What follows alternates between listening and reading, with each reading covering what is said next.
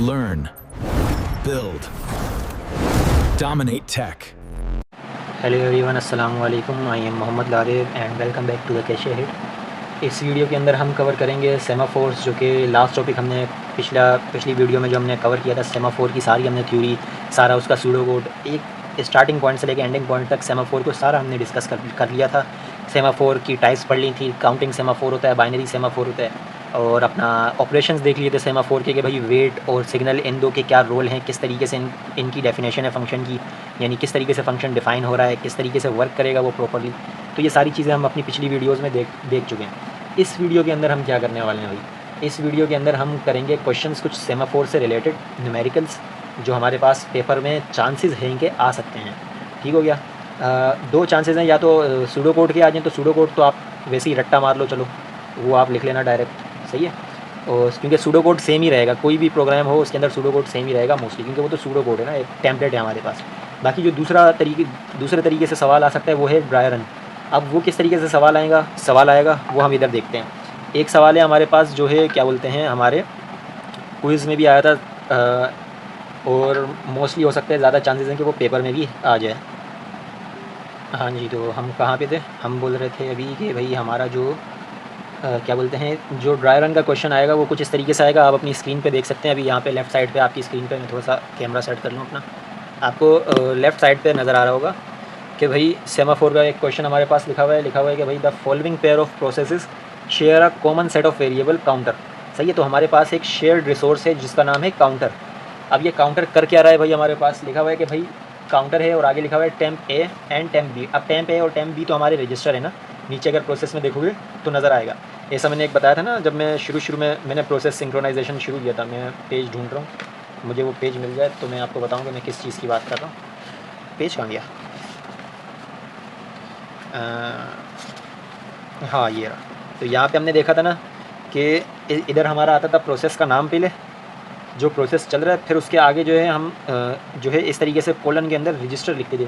तो देखो प्रोसेस ए के अंदर A1 हमारा प्रोसेस का नाम है, फिर हमारे पास वो आ रहा है। अच्छा, ये लाइन को हटा दो, भी सही, ये वाली लाइन हटा दो। अब अच्छा, ये A1 हमारे पास, और आगे उसको हमने रजिस्टर असाइन किया हुआ है, और फिर आगे लिखा हुआ है कि भाई रजिस्टर के अंदर वैल्यू कौन सी स्टोर हो रही है। जैसे यहाँ पे काउंटर था तो वहाँ पे क्या शो हो रहा है, काउंटर +1। ये प्रोसेस 1 का काम लिखा हुआ है, प्रोसेस ए का काम। फिर क्या कर रहा है, A2 के अंदर जाके वो क्या कर रहा है कि भाई काउंटर के अंदर वो टेम्प ए की वैल्यू को डाल रहा है।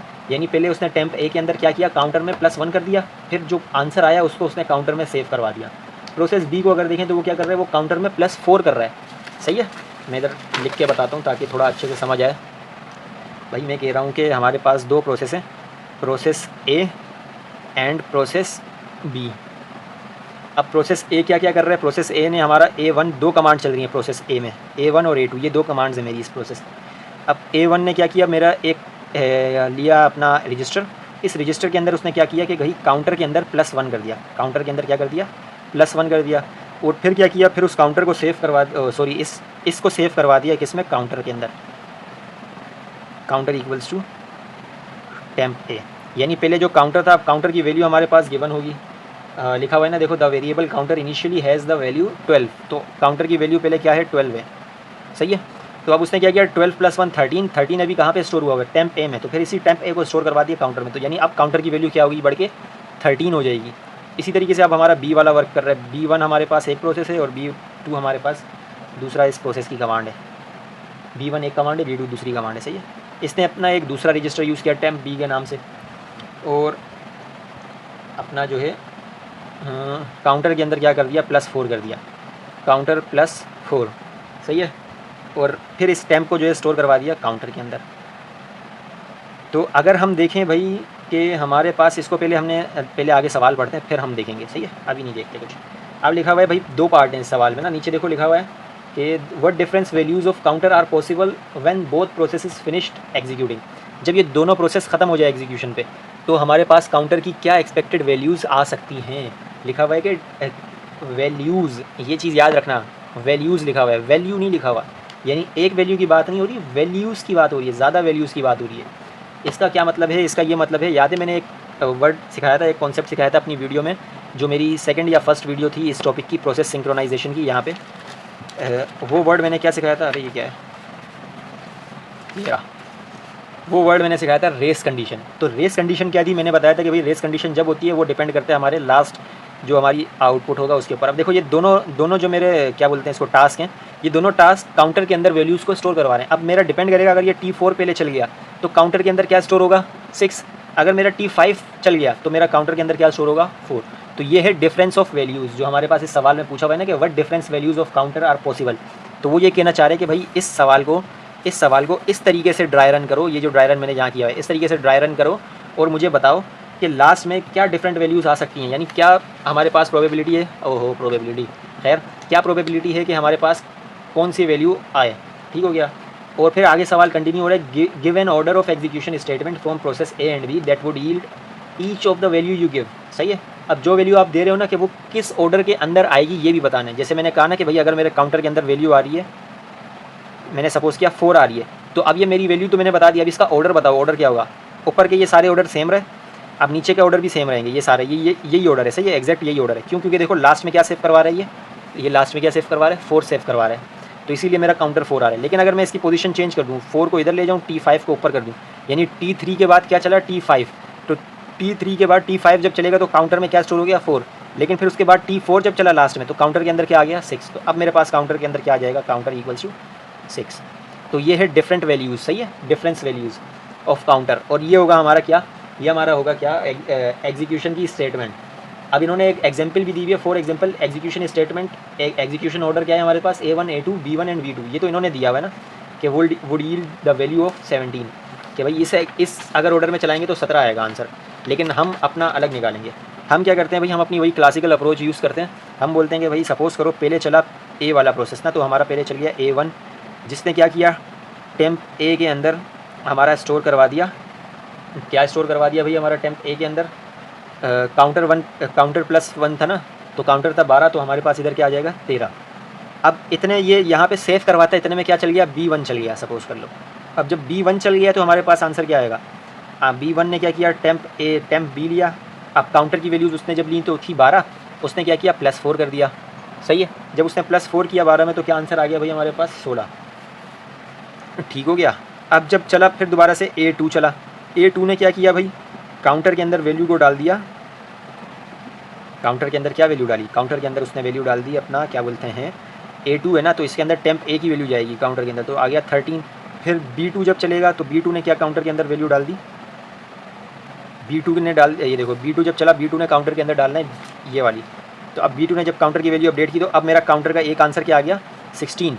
सही है, तो ये आ गया मेरा एक आंसर। और इसका जो हमारे पास ऑर्डर है वो ऑर्डर क्या है A1, इधर से गया फिर B1, फिर इधर से गया A2, देन गया B2। इसी तरीके से अब हमने एक और निकालना है भाई, जितने पॉसिबल है ना उतने निकालने हैं हमने, इसके सिर्फ फ़िलहाल 2 पॉसिबल हैं। तो अब हमारे पास चला A1 जिसने टेम्प के अंदर स्टोर करवा दिया क्या 13, टेम्प A के अंदर स्टोर करवा दिया 13। कैसे स्टोर करवाया टेम्प A के अंदर भाई, काउंटर +1 करके 13 हो गया, काउंटर 12 ही था।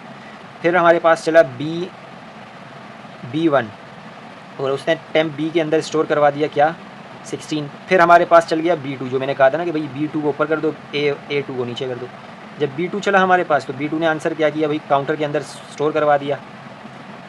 क्या क्या लिख देता हूँ ये मैं काउंटर की जगह पे, काउंटर छोड़ के सब लिख देता हूँ।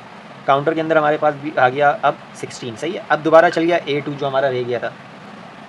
अब A2 के अंदर क्या स्टोर हो जाएगा भाई, A2 के अंदर आ जाएगा A की वैल्यू जो थी 13, तो काउंटर हमारा क्या हो गया, काउंटर हमारा हो गया 13। तो हमारी ये दूसरी वैल्यू आ गई। और इसकी हमारे पास ऑर्डर क्या होगा, इसका ऑर्डर हमारे पास होगा A1 से लेके B1, B1 से लेके B2 एंड B2 से लेके A2। सही है, ये आ गया हमारा क्या, possible values of counter after the execution finishes. सही है, ये हमारे हो गया फर्स्ट पार्ट का आंसर। ये था हमारे किसका, फर्स्ट पार्ट का आंसर। इसके और भी सेट बन सकते हैं, लेकिन हमने ये दो निकाले, ये बहुत है। सही है, दो हमारे पास हमने क्या कर दिया, 2 एग्जीक्यूशन वो निकाल दिया। अब इनमें से आंसर जो सही आंसर क्या है वो क्या है, सही आंसर हमारे पास आएगा 17, जो कि सवाल में वैसे ही दे दिया था। अब हमें क्या करना है, इसको क्वेश्चन नंबर 2 की तरफ देखते हैं, पार्ट 2 की तरफ। पार्ट 2 हमें क्या कह रहा है, पार्ट 2 में लिखा हुआ है भाई कि modify the above program for process A and B by adding appropriate signal and wait operations on the binary semaphore sync. अब हमें क्या कहा है कि भाई हमें बाइनरी सेमाफोर एक दे दिया, बाइनरी सेमाफोर अब यहाँ पे हम एस लिखते थे ना, बाइनरी सेमाफोर के 2 नाम मैंने बताए थे, एस म्यूटेक्स। अब यहाँ पे इन्होंने एक और खुद से नाम दे दिया, मैंने कहा था ना खुद से कुछ भी नाम दे दो, तो इन्होंने नाम दे दिया सिंक का। सही है। अब इसकी हमें इनिशियल, क्योंकि ये बाइनरी है तो ये चीज़ अब आपके जहन में होनी चाहिए, ये पूरा मैंने बताया हुआ है पिछली वीडियोज़ के अंदर कि भाई हमारे पास जो भी हमारा ये होता है सेमाफोर एस बाइनरी सेमाफोर, इसकी इनिशियल वैल्यू 1 होती है। फिर इसको हम वेट के थ्रू जो है डाउन करवा देते हैं, कहीं पे किया हुआ होगा मैंने, यहीं कहीं पे इधर किया हुआ होगा या तो नहीं, अब मिल नहीं रहा पेज। खैर पिछली वीडियोज़ में मेरी जाके देख लेना कि हम किस तरीके से वेट और सिग्नल को यूज़ करते हुए किसी की वैल्यू डाउन करते हैं और कभी कब इस वैल्यू को अप करते हैं और किस लिए करते हैं, ये भी मैंने एक्सप्लेन किया हुआ है। सही है। तो अब ये तो मैंने यहाँ पे ये लिख दिया। अब लिखा हुआ है कि भाई such that the only possible final value of counter is 17, कि भाई ओनली पॉसिबल काउंटर वैल्यू क्या है 17। Indicate what should be initial value of the semaphore sync, तो हमने वो खुद से ही लिख दिया भाई, हमें पता है कि भाई इनिशियल वैल्यू क्या होनी चाहिए 1। अब क्या होना चाहिए, इसका आंसर क्या होना चाहिए सेमाफोर लग के, ये तो सबको पता होना चाहिए, बहुत ही ईजी सा है।